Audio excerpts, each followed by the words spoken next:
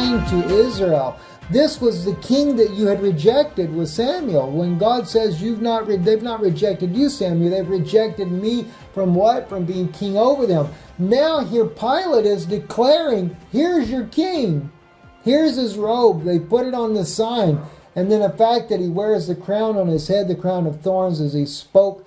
And as you mentioned, the tetragrammaton there, the Yod He Vav He, that it produced when they write it out in abbreviations there. I mean, it was obvious. This was the very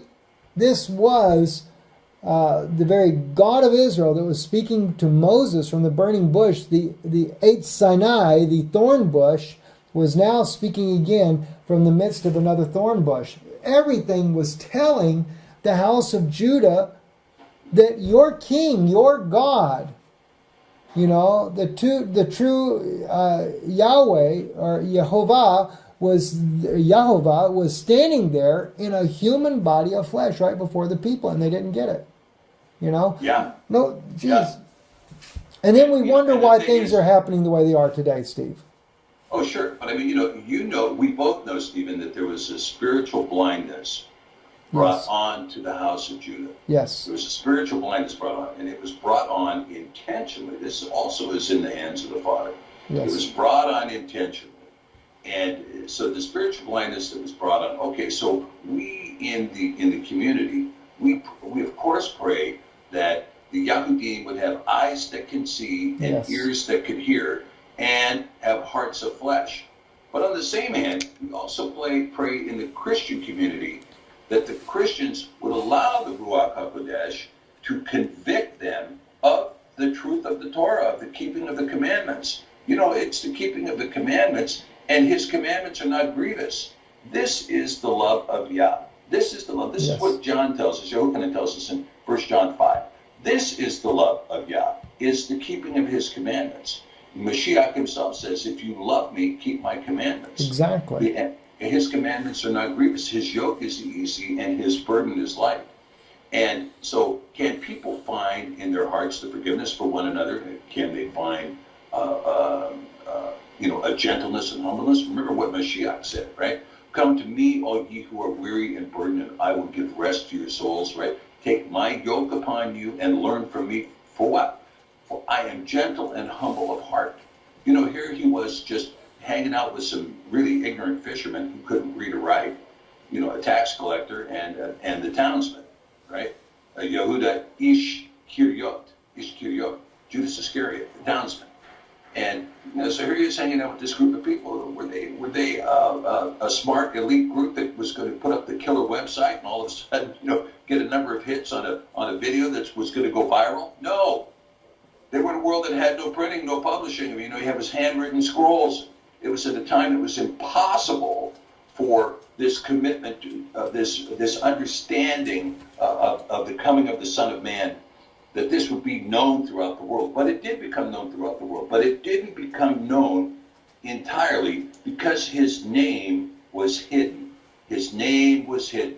And it was hidden for a reason. And again, it was hidden for a reason. It's been hidden through all these years for a reason.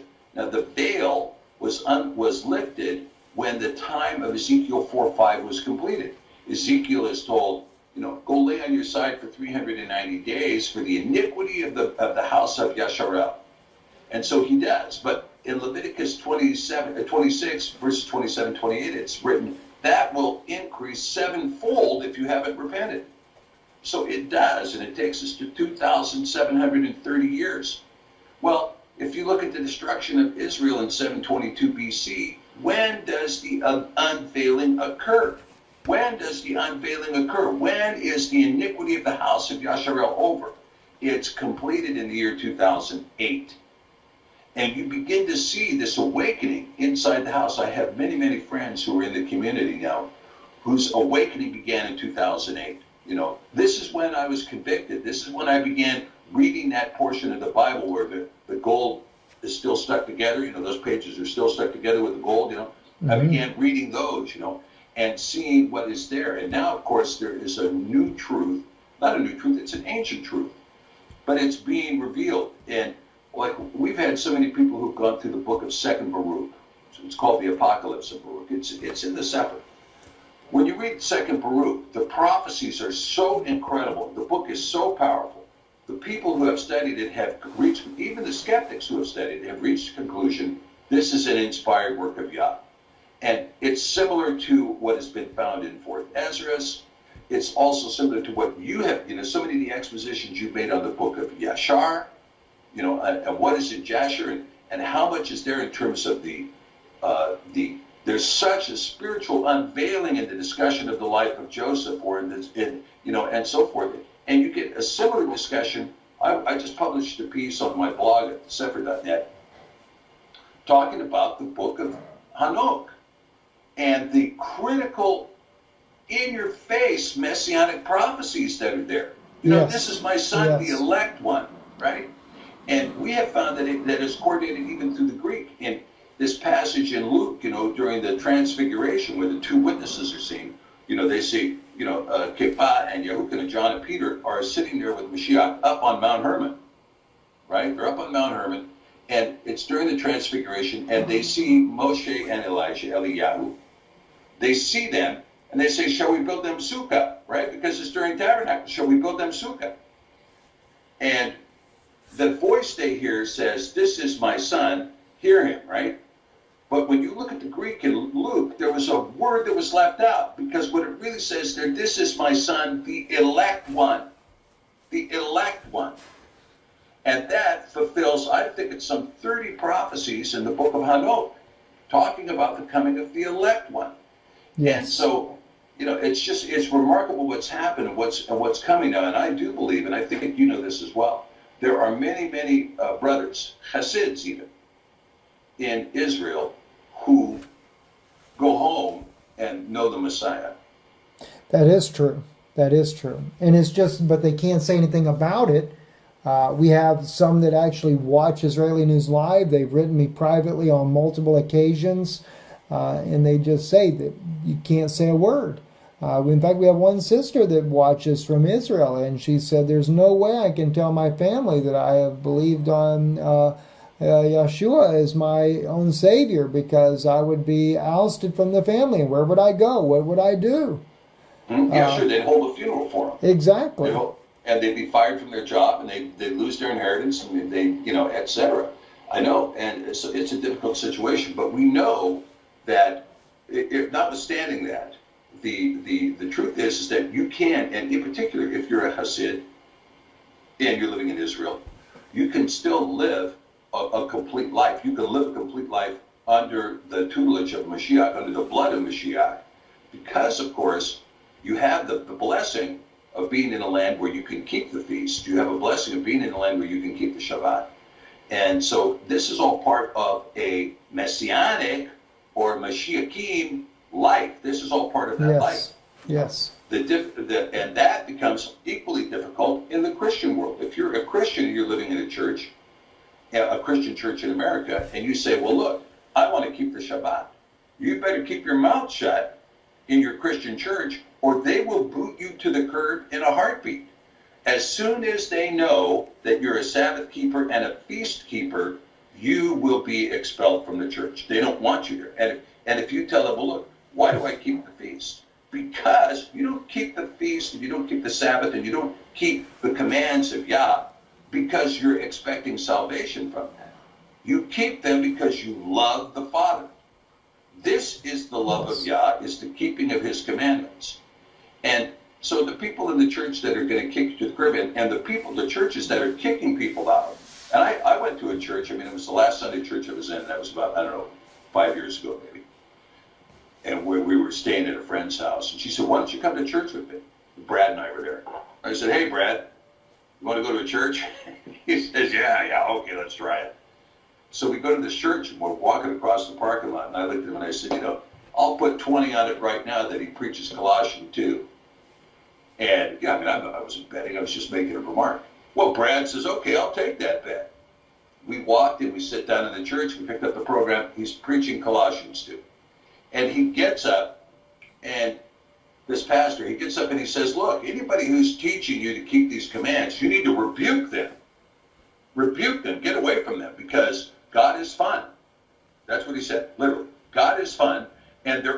commands. There's only light boundaries. There wasn't a Bible in the place, right? The place was set up as a rock band concert. They had, the chain link fence up, for the band to play in front of and all this.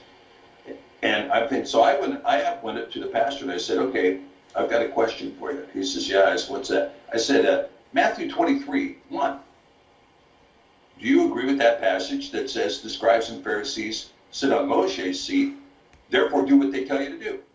Are you doing that? Oh, no, I don't agree with that at all. Why not? Well, that was nailed to the cross. I said, so let me get this clear. Are you trying to tell me that everything that was taught by the Messiah prior to being nailed to the cross was nailed to the cross? Yeah, that's right. So he's teaching his people that the gospel was nailed to the cross. Now, right? So what do you see happening in these kinds of churches that are teaching you're not under the law? You're not under the law.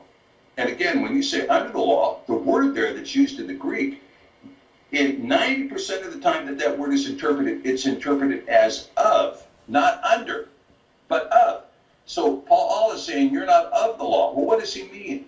You weren't born under the law. You were born over here. You were born under secular law. You were born in a profane world. You weren't born in a sacred world. You're not under the law. You weren't born in a sacred world. You were born in a profane world. Well, they take it as, I'm not under any law. So I tell people, you're not under the law. Okay, well, try that when you get pulled over for doing 75 and a 50. And the trooper says, son, you know how fast you were going? He'd say, officer, I'm not under the law, right? Try it.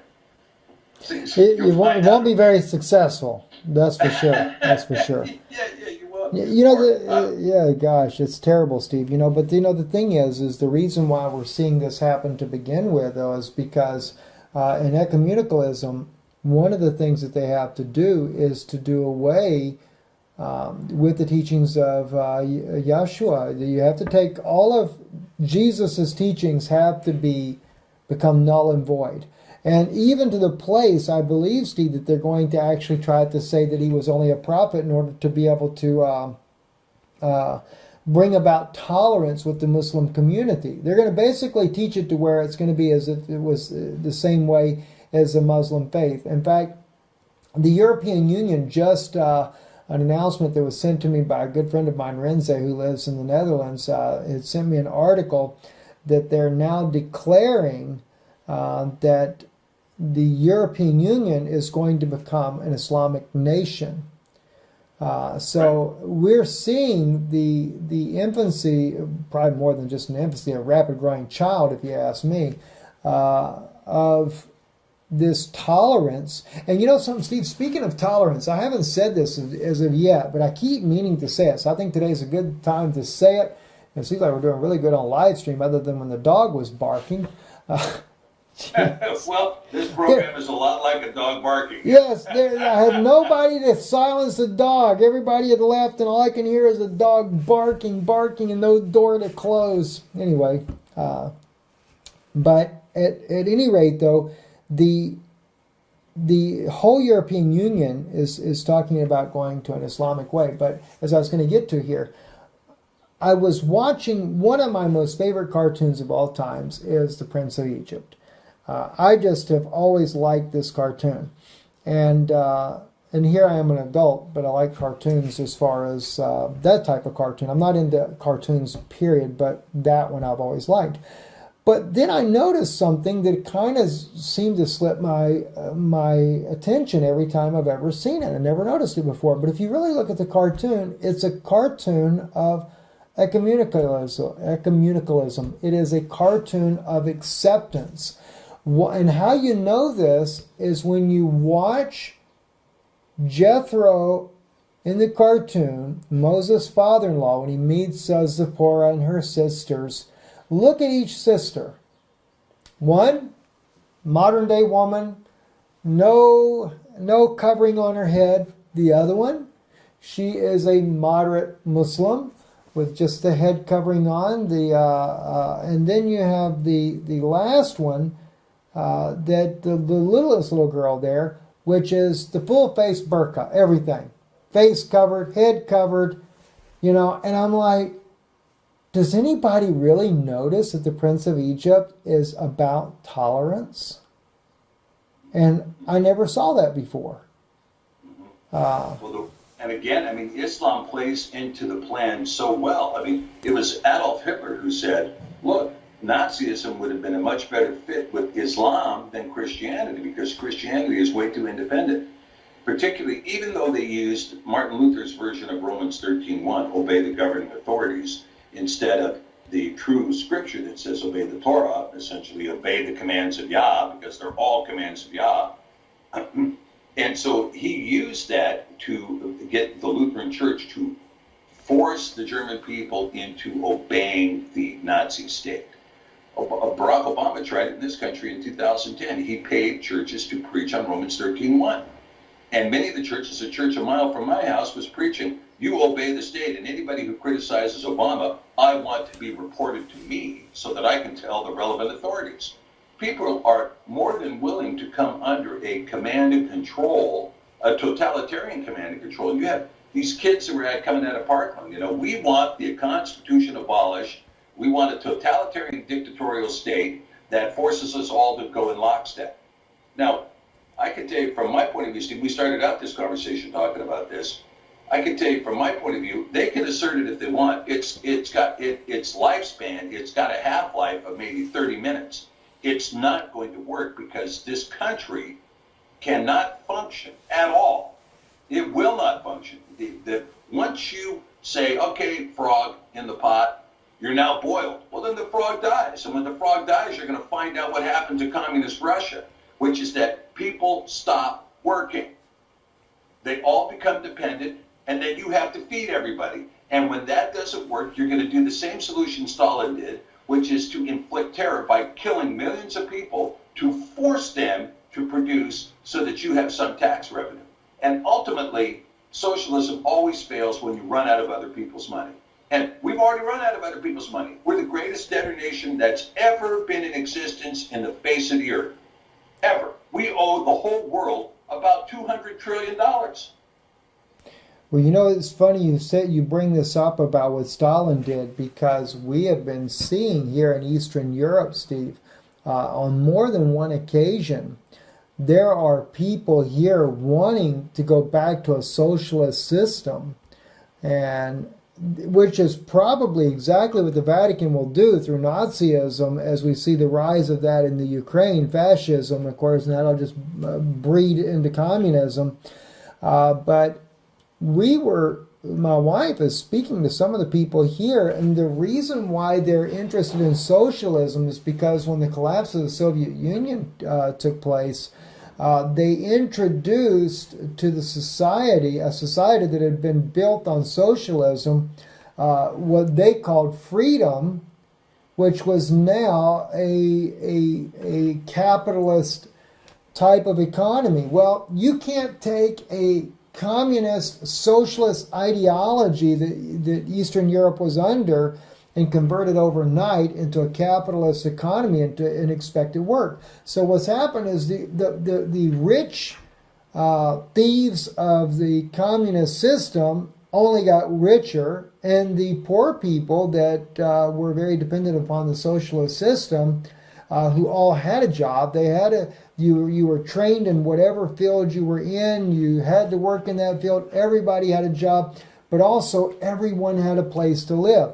Now these people that are struggling now because now they have unemployment, which they did not have before, and they're all wanting to go back to that system, at least the ones that, that are struggling, and which is sad because socialism doesn't work either. Until the Messiah comes, until Mashiach himself comes on this earth, socialism is not going to work. He is the only one that can bring about a socialistic lifestyle and make it actually work. And under Mashiach's tenure, we're going to have a perfect government. But until then, there have been governments and places on earth that have been blessed. The United States was blessed when it was first formed. Yes. And we took that blessing and took it out, vandalized it, trashed it, defiled it, and threw it in the rubbish heap. And we allowed really psychopathic people, sociopathic people, to lead the nation into ever greater levels of iniquity. And now, really, the cup of iniquity is full in the United States. I mean, it really is full. There is no iniquity that this country isn't responsible for. Our leaders are really completely defiled and degraded, and they have allowed everything sacred in this country to be defiled and degraded. And they do it as a matter of law. So now what we see judgment is coming on this country. I believe judgment has already been exacted on this country because the hand of the Father has just pulled away and said, I'm not protecting you anymore, number one. Yes. Number two, I'm not blessing you anymore. I'm not blessing you anymore, and I'm not protecting you anymore. And now this judgment that's laid out in Isaiah 14, the judgment that's laid out in Jeremiah 50, right? Jeremiah 50 opens up with this, and the word that Yahweh spoke against Babel and the land of the Castine by Yirmiyahu the prophet. You know, declare among the nations and publish, set up a standard, publish, don't conceal it. Babel is taken, Baal is confounded, Merodach is broken, her idols are confounded, her images are broken in pieces. For out of the north there comes up a nation against her, which shall make her land desolate, and none shall dwell therein. They shall remove, they shall depart, both man and beast. And, you know, when you can't do the things that are going on now, like what's happening in Syria right now, I had hoped that President Trump, after seeing what happened with the debacle, you know, last weekend, when we were on the verge of a nuclear holocaust, that he would have bowed out and said, okay, let's work something. What's the vested interest of the United States in Syria? We have none. But our allies in the region have a vested interest, and they snap their fingers, and we have to jump with our military to go over there. If the Saudis say go over there and stomp Assad, that means go over and stomp Assad. We want Sunni control over those oil fields. We want Sunni control over that land, and you need to get rid of that guy. Well, now, you know, just recently, I think you announced it on one of the shows you did. I think it's when the camera fell off the tripod. You were talking about the Ro-Ro ships or whatever it was. Yes. And you remember that ship that was offloading all that tons of heavy armor? Yes. And we also saw that happen in Lebanon several months ago, right? That so you have massive armament deployment. You got massive armament deployment. You still have those ships in the region. And now the Syrian troops, the last I heard, the Syrian troops had actually marched south to where they're on the border of the Golan Heights. They're on the border of the Golan Heights. They're facing, immediately at the border of Jordan. And there is an expectation that Iranian and Syrian troops are going to make a move against the base that the Americans don't have, but where we have troop station and armament station in the northern end of Jordan. The Turks have moved their troops in against the Kurds in the northern portion of Syria. And so there has been even more positioning for a ground war in Syria than there was last week. Now, I don't know if you know this or not, Steve. I have not done the news on this as of yet. So those of you that are watching here on live stream, and it seems like we're still going pretty good there. I have no idea what the comments are. So if you are commenting, I have no clue to what anybody is saying. So anyway, so if you don't like us, we don't even know it. But no barking. No barking. Yes, please, no barking out here. Mumbai, where the United States forces have been stationed there with the Kurds, where Erdogan has threatened to go in there and kill all the Kurds there as well. Of course, the generals were saying they were not leaving. They are pulling out. They started pulling out yesterday. Now, that's not, to my knowledge, that's not mainstream media anywhere. Some of the sources that we have on the ground there in Syria have sent this information to me showing the U.S. troops leaving Mumbai. Now, that's concerning to me, Steve, because why are we willing to back away and just leave these Kurds hanging dry? Your thoughts? Well, again, when you're talking about the United States, where is our allegiance? Our allegiance is to the military-industrial complex and nowhere else. Everyone else is collateral damage and is expendable. And the fact that the Kurdish state would be abandoned, during the Bush administration, during W's administration, they had talked, there was a lot of discussion by the neocons of a three-state solution in Iraq. That is to say, break it up between the Kurds, the Sunnis, and the Shiites. And of course, the Shiites would have ended up with 60% of the country. Now, I sent a letter to President Bush at that time, and I said, this is an inaccurate American decision, because you should be using aspects of federalism.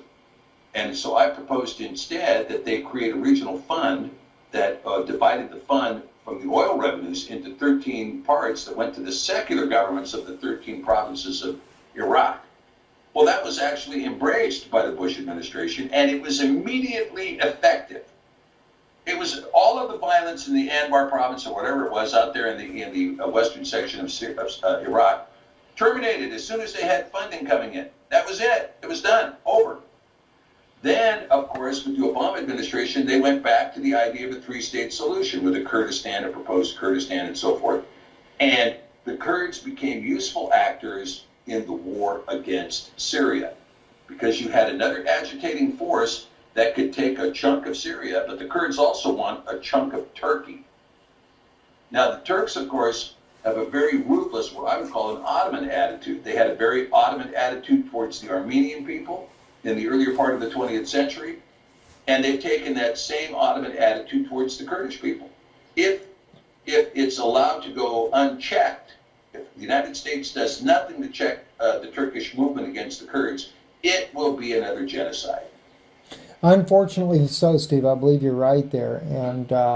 And this is something that has not been very popular with our friends that do share information with us out of Syria, because there's a lot of resentment amongst the Syrians inside of Syria, because the Kurds have not worked out a better deal with President Bashar al-Assad. Although I will say that they have been in negotiations, they have been trying to work their differences out. And it's also something that has been very fearful of the United States, is that the Kurds would work out an agreement with the Syrian government, because that would just strengthen the military that the Syrian army already has, if they would actually finally come together. And of course, you know, Steve, too, that Russia was the first country to actually say to President Bashar al-Assad that when this war is over and the new constitution is written, that there should be an autonomy for the Kurds, because they have been very successful fighters there. But to my own dismay, though, Russia has not done anything to help protect the Kurds against the Turkish government. Now, Murad Ghaziev with RT, he's a good friend of ours, and we do correspond back and forth. And he has said to me before, it's not that the Kurds or that Russia would want to abandon the Kurds. He said they have to weigh out the options that they're dealing with, because the situation is very delicate, and the wrong move could escalate into a global conflict. So I guess maybe I should take that type of thinking into consideration when Russia doesn't just jump at every situation that's going on. But then again, we have to look at President Trump. President Trump vows to be there for the Kurds, which obviously, I should say, was only for the sake of maintaining the oil in the region, because ISIS had been completely nearly wiped out by Russia and the Syrian forces there and their allies. But now that Turkey is moving in, well, throw the Kurds under the bridge once again, as we see as they're moving out of Mumbai, and it's going to be open season on the Kurds very soon. And that's very troubling, because they have no air force. They have no S-300, S-400 system to back them up, or any Patriot missiles from the U.S., although they have been given some of the U.S. tow missile systems there to help take out tanks, things like that. I appreciate that if Trump did, if they at least give them that to help defend themselves, but that's not going to stop F-16s flying overhead, dropping bombs. Right. A very difficult situation, although I do believe here that there is prophecy that supports what ultimately will happen with the Kurdish people. And this is this prophecy out of Isaiah 19, and talking about this highway that's going to go from Egypt through Israel to ultimately Assyria. And I think when you look at that prophecy, I think you will see that there may be an ultimate solution here. And again, you know, when I look at history, Stephen, if one good way to really get an idea of history is to go back and get a map of the world that was printed in 1900.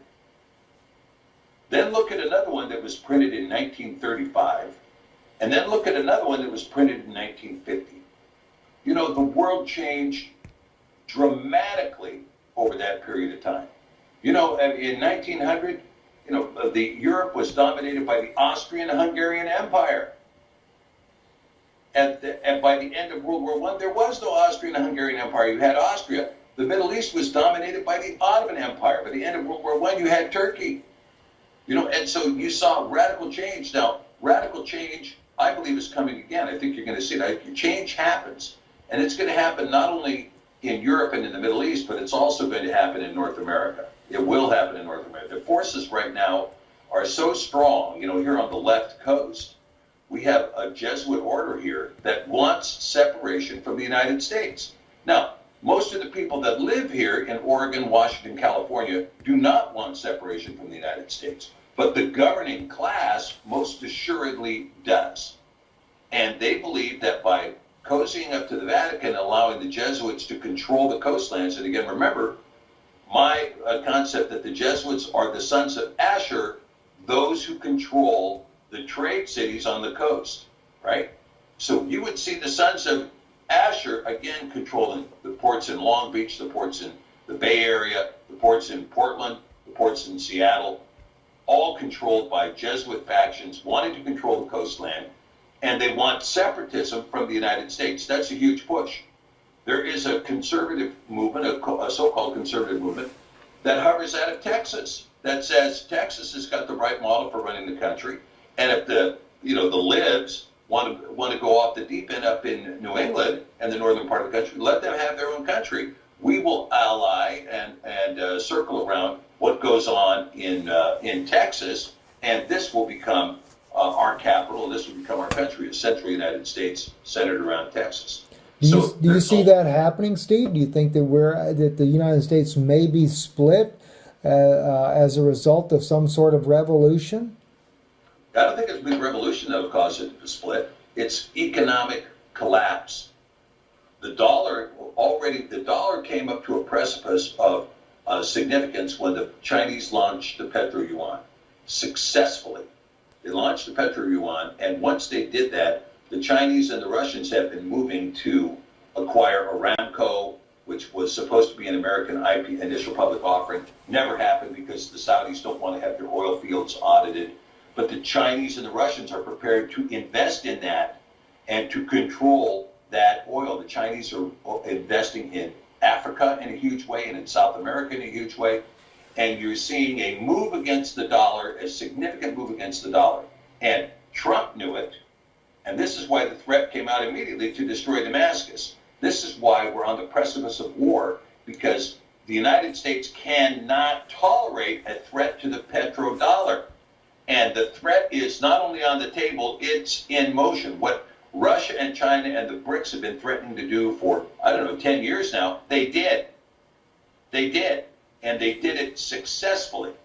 And so as a result of that, China is going to assert its hegemony over the world now. They are a larger economy than the United States. They are the industrial power on earth. They are now creating the largest military on earth, and it's going to be the most armed and most capable in a very short period of time. We're at the point now, we've reached our peak in America. So if we're going to continue as the superstar here on earth, then we're going to have to destroy China. And this is what they know. So we either accept our position as a declining power, which Britain did after World War II. We either accept our position as a declining power and learn to live as a neighbor, or we try to destroy our competitors as king of the hill. And there are the neocons who are in Washington, D.C., who are pushing right now, destroy, destroy, destroy.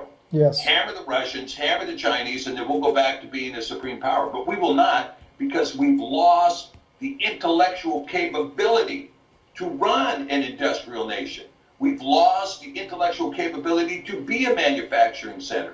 And as the prophecy says in Isaiah 10, you will lose the head and the tail. The intellectuals in the United States are going to leave. And they're going to go to a place where intellectuals are cherished and not punished. Well, Steve, what you're saying, let me just throw one thing in here as well, because we talk about the dollar actually falling.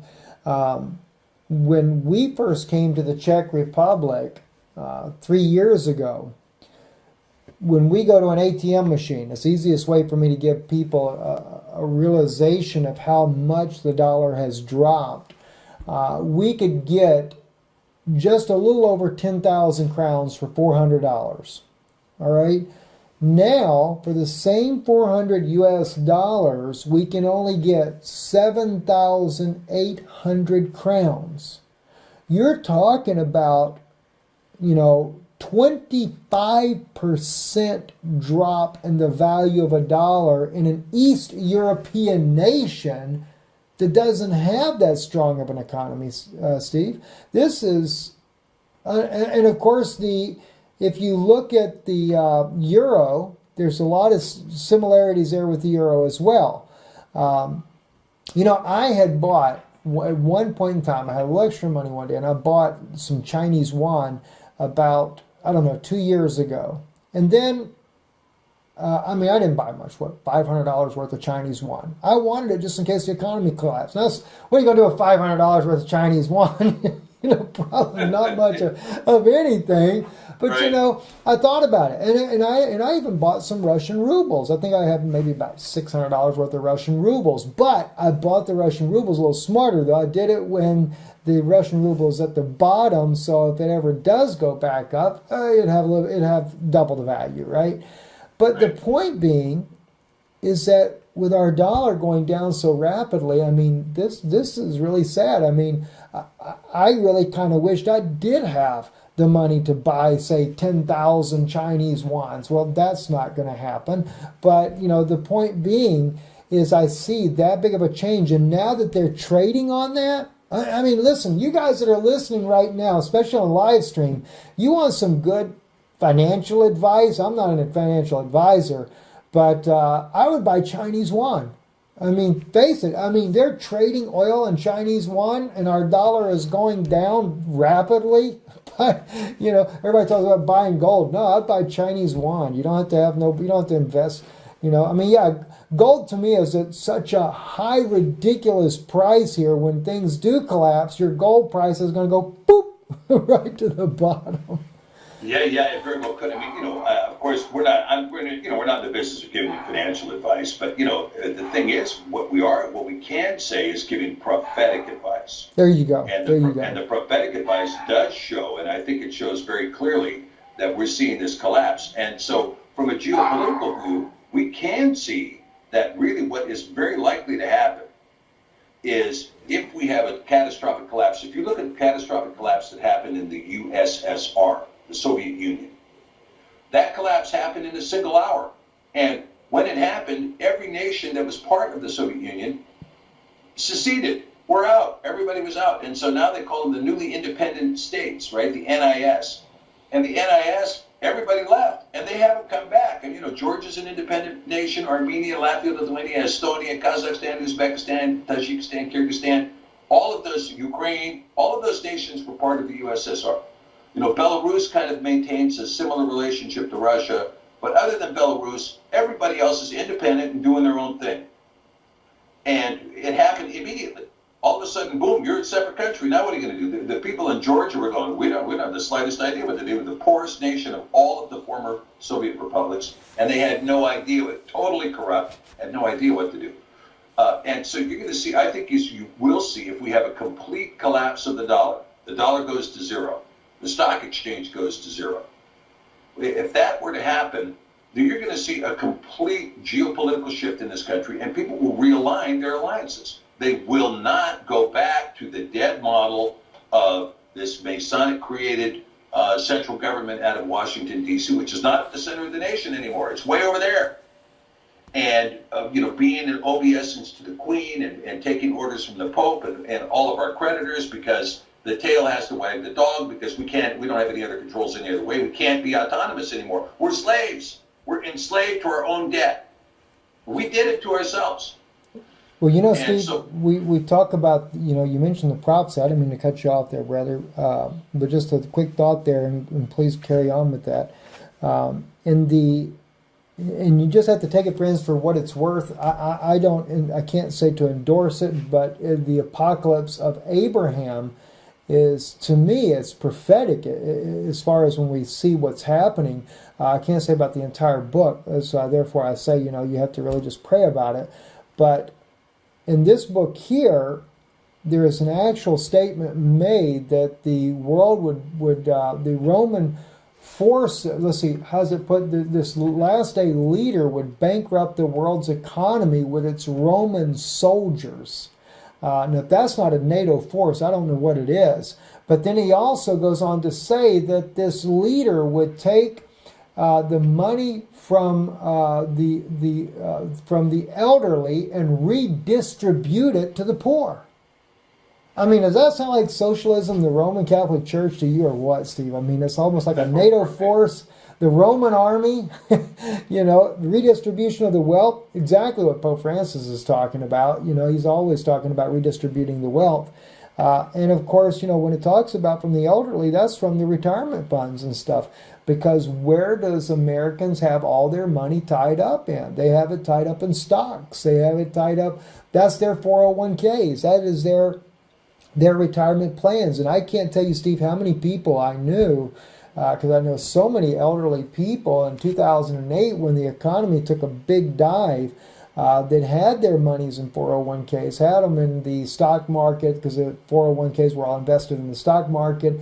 And when it crashed, these people here that had their retirements planned for their remaining years were finding jobs at Walmart and Kmart and McDonald's and everything else because they had no way to pay their bills any longer.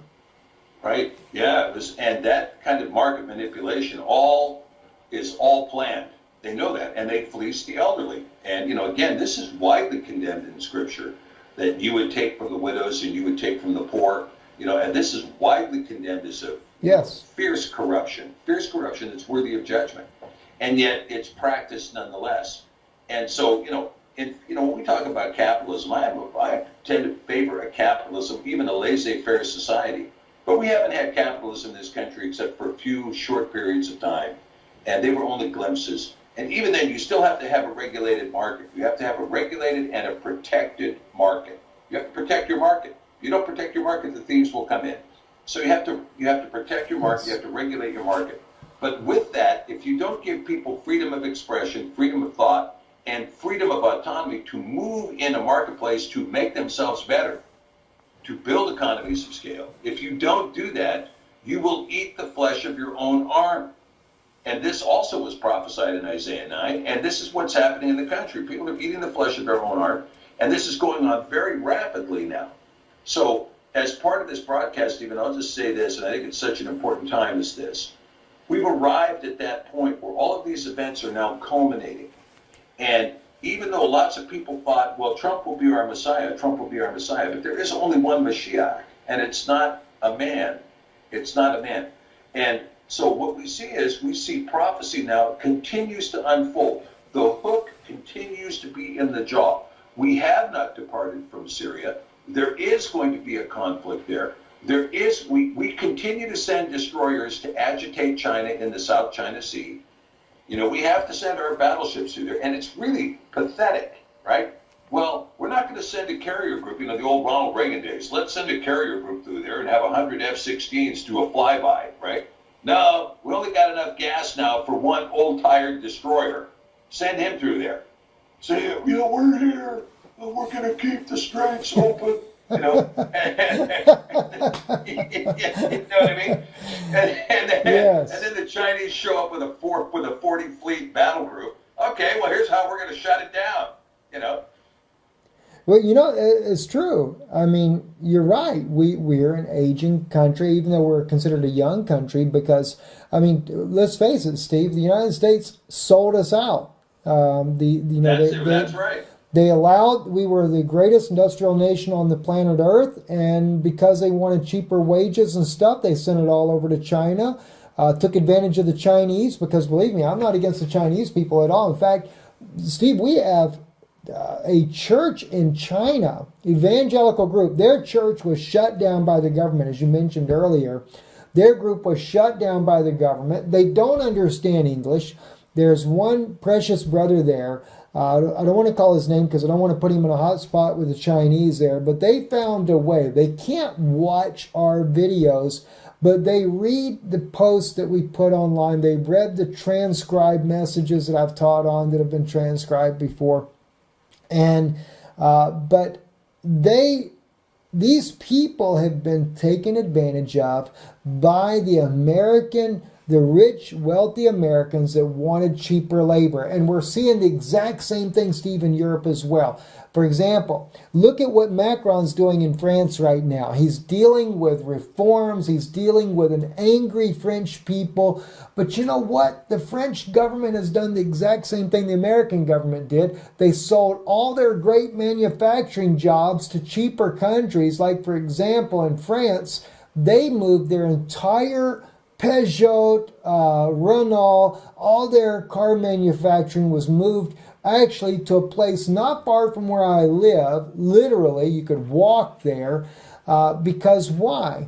The Czech people will work for a low wage. Basically, for the equivalency of $5.50 an hour, $6 an hour, you are a high-paid, skilled laborer in this country here. Slovakia, well, you know, they sent the Volkswagen dealership to Slovakia because they too are willing to work for less money than the Czechs work. And this is what happened in China. Well, you can imagine what the Americans were getting for the Chinese. And I know this, Steve, because I had a good friend of mine who's a Jewish guy. I invented a very unique machine that moves MRI machines back many years ago. And he loved it. And he says, but if we're going to manufacture it, we need to manufacture it in China. And I told him, no way. And he said, why not? He says, Steve, he says, my gosh, the money we would save if we manufacture it in China. I said, either manufacture it in the United States or you manufacture it in Israel. Because I either want the Americans or I want the Israeli people to be the ones that get blessed from the job for what we manufacture. I said, I'm not against the Chinese. I said, but that's exploiting the people so that we can make more money. I can't do it. So right now, we never did it because of that. The Sefer, as you know, is printed in America using American paper, all American products to do it. So we use a printer out of Detroit, and our paper comes out of Minnesota. And then, of course, all our people work out of Montana, where it's, shall we say, a robust, cold environment. Made in the USA. Absolutely. Made in the USA, yeah. And we're so blessed by it because we have people that we can talk to. And when we looked at the Chinese option, the Chinese basically told us it's like this. We went to a big trade show, and they said, this fellow told us, look, we print 75% of the Bibles you see on the market today. We print them. And here's the standard. You buy this amount in bulk, and it is what it is. If there's a problem, you're stuck with it because we're not taking anything back. We're not warranting anything, nothing. This is what you get. And then we went and talked to a printer out of Belarus. And I actually, when I came to visit you in Prague, I was supposed to go into Belarus, and that's when I I couldn't get out of bed because of the poisoning. But otherwise, I would have gone in to visit the proposed printer in Belarus. They do a good job, by the way, great printer. But ultimately, we ended up with a printer that printed in Detroit. And they came to us and said, you know, we can print for you. And then not only that, but they gave us some printing options for some of our smaller books that have been extremely convenient, very helpful. And when we have a problem, we have some damaged goods or so on and so forth, we can go back to them and say, look, we had this problem with, X number of books that were in this last shipment. They credit us the account. We sit down and talk to them. Let's talk about paper quality. Let's talk about the ink. Let's talk about the run. Let's talk about the position. We have a very good relationship with them. And as a result, we've had a great deal of success in getting the book we wanted at the quality we want. And it makes a difference. If I've got a poor quality book that I purchased out of China and I'm selling it and people come and they take the book and they say, well, look, it's falling apart, right? What do I say? Hey, look, we got stiffed by our manufacturer. You're going to have to live with it. That isn't what we do.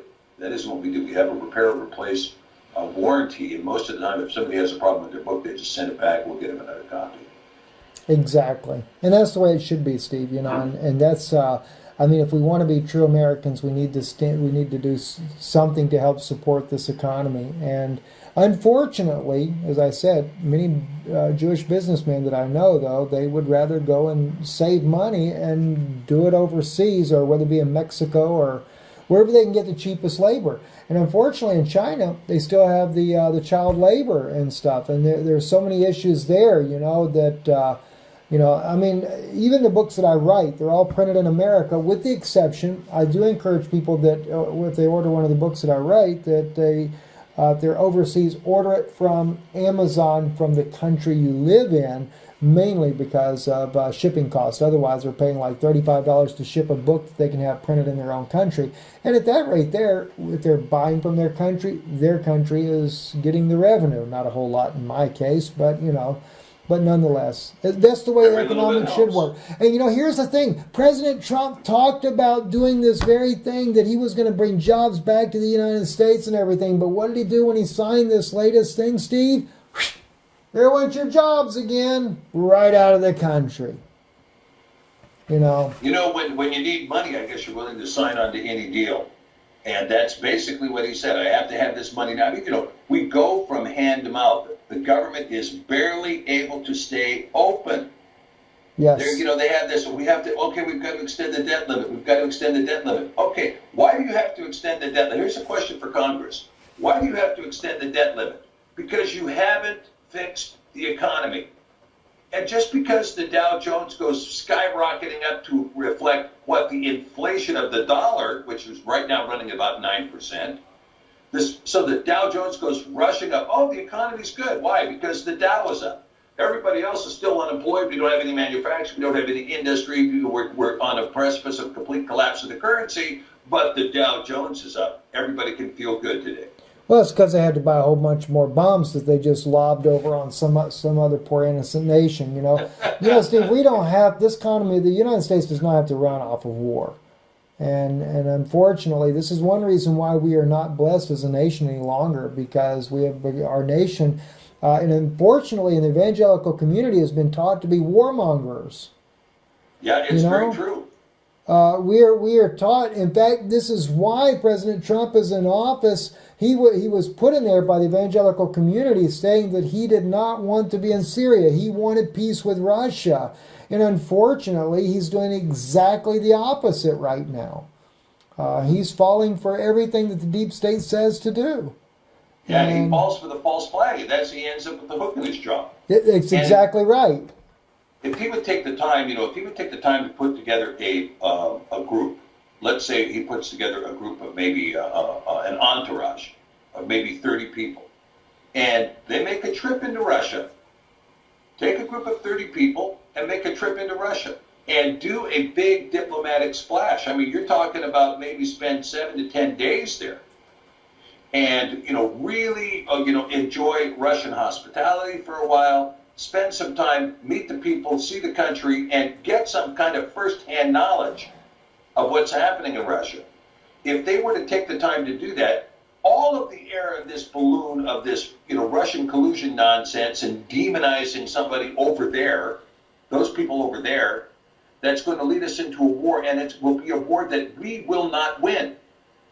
We will not win this upcoming war. We will lose this upcoming war. Now, I know the Pentagon isn't telling him that, but if you look at the troops that are being marshaled against us, what's the gospel say?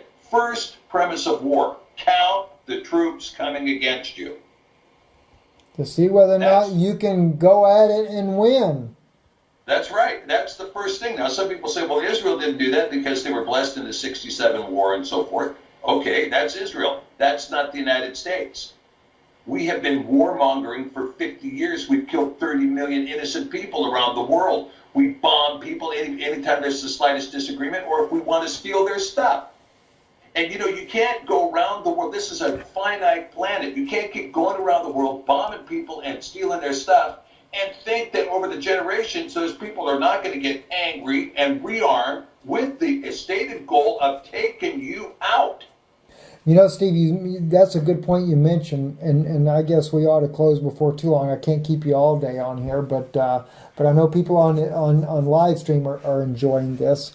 But that reminds me of, there's so much issues going on right now. The United States is saying that the Russians are arming the Taliban, that they're finding Russian weapons in the hands of the Taliban right now.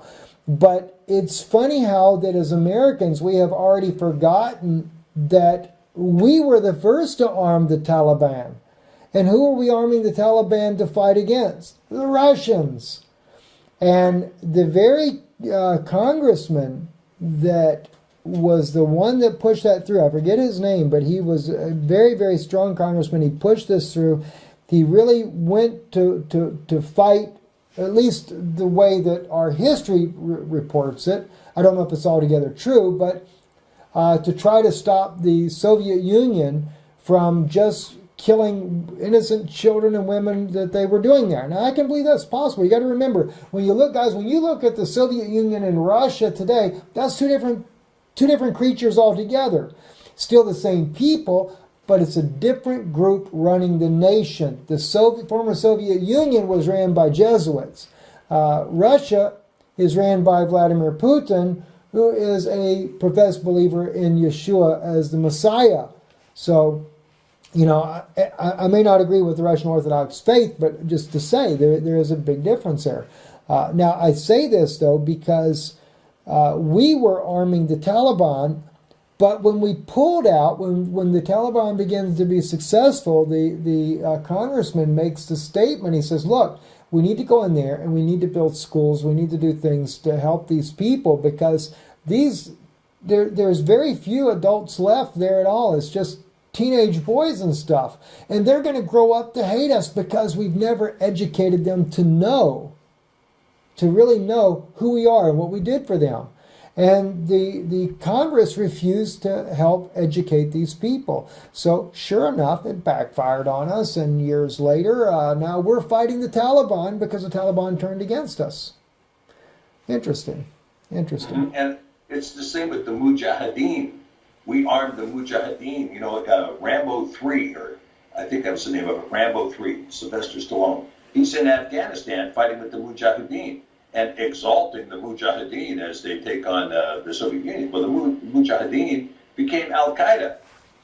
And their leader, Osama bin Laden, you know, became the top agent for Al-Qaeda extremism in the world, right?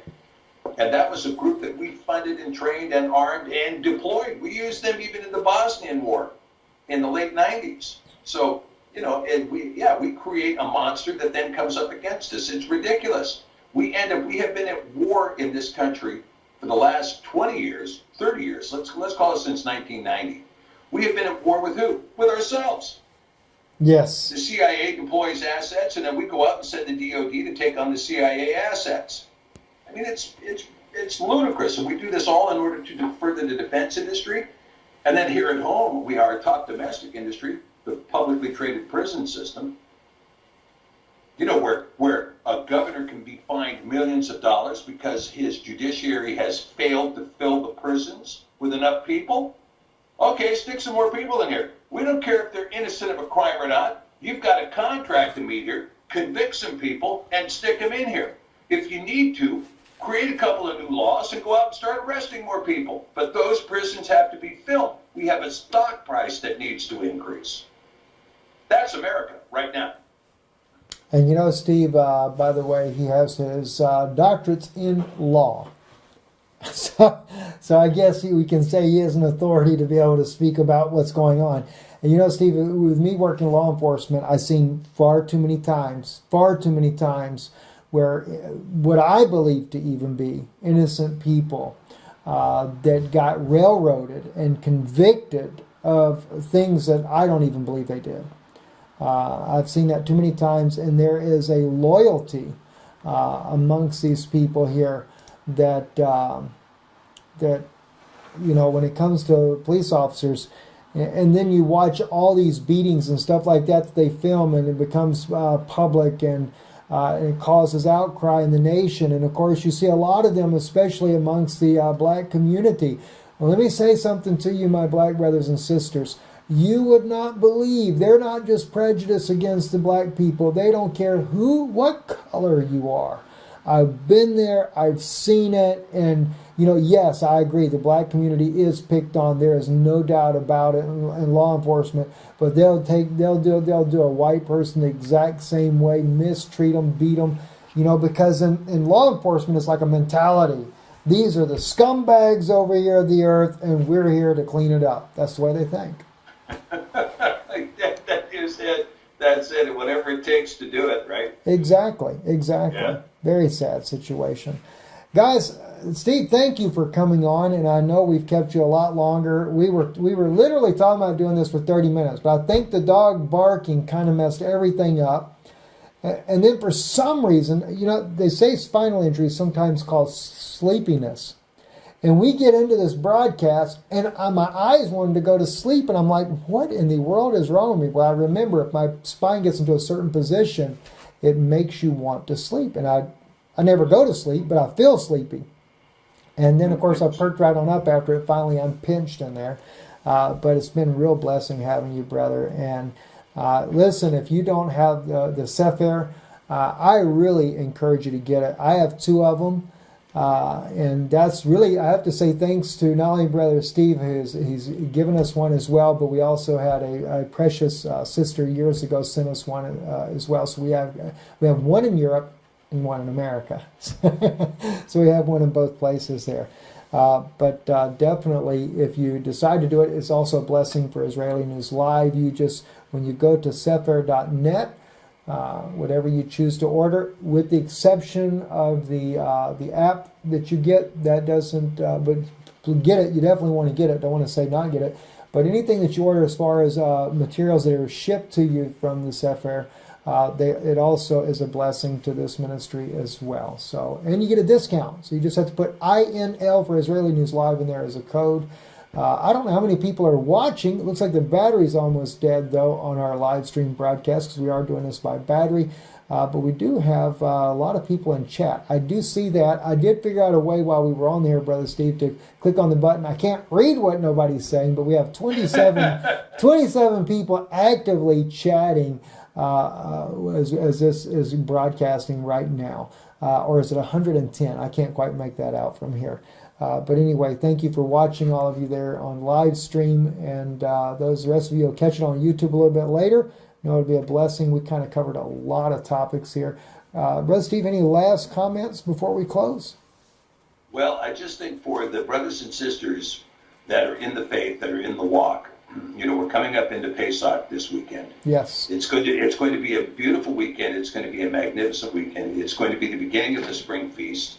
And let's just take joy for a while. The rest of the world may collapse around us, but we will come under the Father's wings, and we will take joy in this. We will celebrate.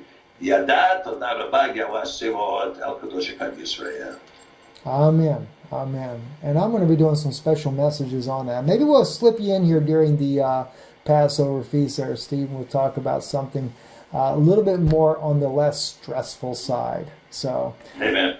Anyway, Baruch Hashem, blessings to all of you out there as well. And get ready for Passover season as we're getting ready to start that there. And definitely pray for your loved ones. Pray for your loved ones. Try to win everyone you can to the Mashiach, to Yeshua, because we are in a late hour.